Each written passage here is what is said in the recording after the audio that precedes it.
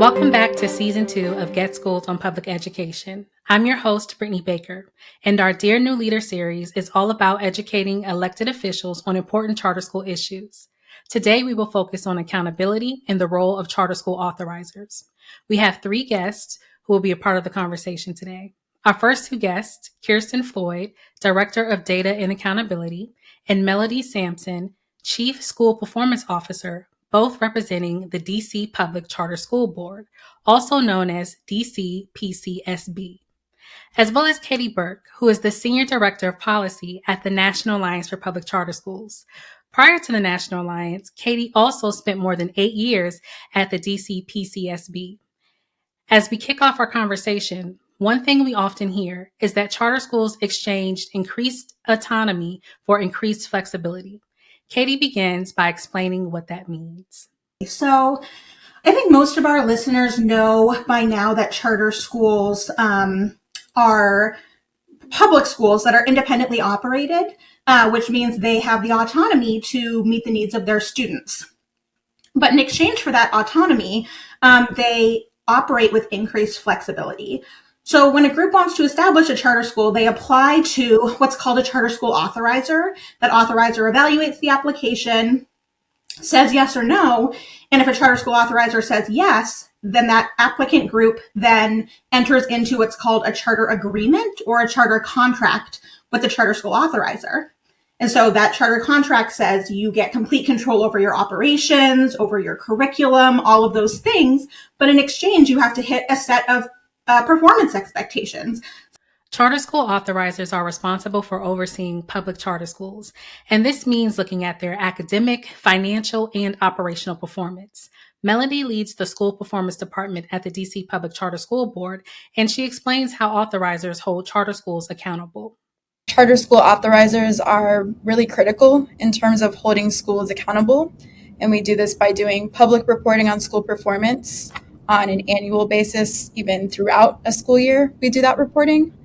And of course, when necessary, we have to engage in charter revocation for schools that are underperforming from either academic, financial, or operational standpoint. When we see a school that's not living up to the expectations that are set forward in the law or their charter agreement, then charter authorizers are responsible for taking corrective action, which can be issuing conditions on performance or going again as far as charter revocation. Not only are charter schools held accountable to district standards, but they must also meet the specific requirements outlined in their charter agreements, which are rigorously monitored by their authorizers.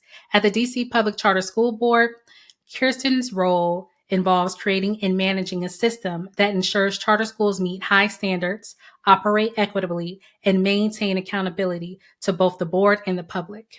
Starting with Kirsten, both her and Melodi talk about some of the mechanisms authorizers use to hold charter schools accountable. So there are a couple of or many different tools that we use as an authorizer. When it comes to things like finances and governance, we have things like compliance audits. We have what's called the financial analysis report, and that is an annual report that the finance team works on to evaluate a school's or an LEA's financial viability. And then for academics, we have the Aspire system, which is our accountability system that we have used to evaluate all schools. Additionally, to what Katie was referring to, in a school's charter agreement, there are specific charter goals and academic achievement expectations that are outlined in their agreement that tell how they will show their impact on student academic outcomes. So we are engaged in that in-depth review for each school in our portfolio every 5 years. And then, of course, as Kirsten said, we've got an academic accountability system that we produced annually, and that gives us more insight into the school's academic performance. I think the only other thing that I would name is probably our qualitative site review process. That is an opportunity for us to actually evaluate classroom instruction and environment. And so we get to see firsthand how students are experiencing school. And then that factors into the higher stake accountability assessments that we conduct. Now let's talk about transparency. We'll kick it back over to Melodi for more.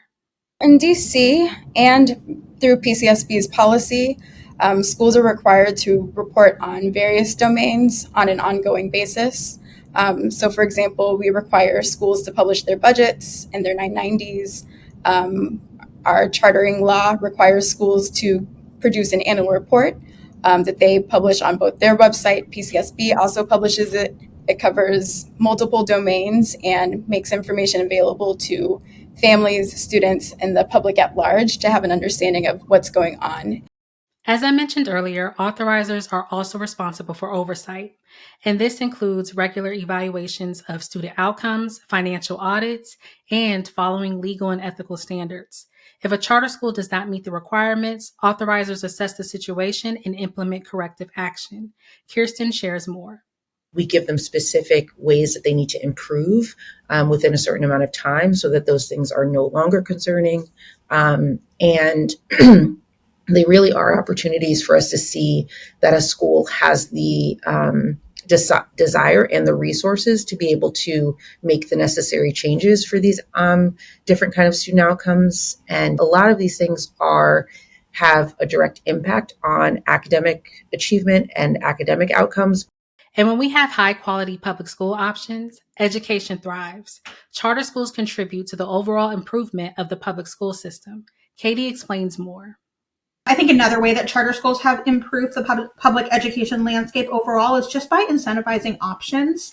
We see our partners in the traditional public school sector watching parents choose really innovative new options like language immersion programming or public Montessori programming or STEM programming. And in order to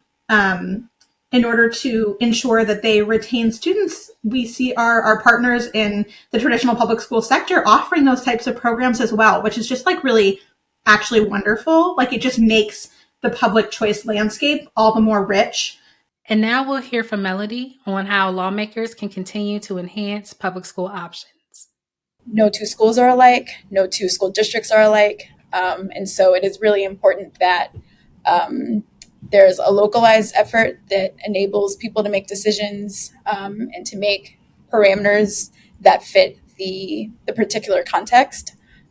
When we see legislation, when we see law that tries to be overly prescriptive or expansive, those things usually fall flat. And X years later, we are revisiting the conversation and pursuing a new policy pathway. But if we can write policy that's creates opportunity for folks to do localized work, then we likely would be better off and see students get what they need.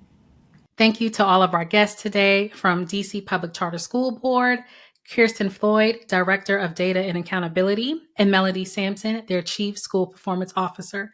Also, a special thank you to Katie Burke, the Senior Director of Policy here at the National Alliance for Public Charter Schools.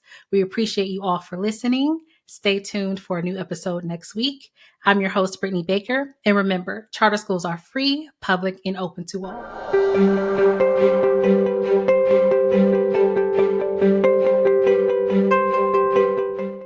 Produced by Heartcast Media.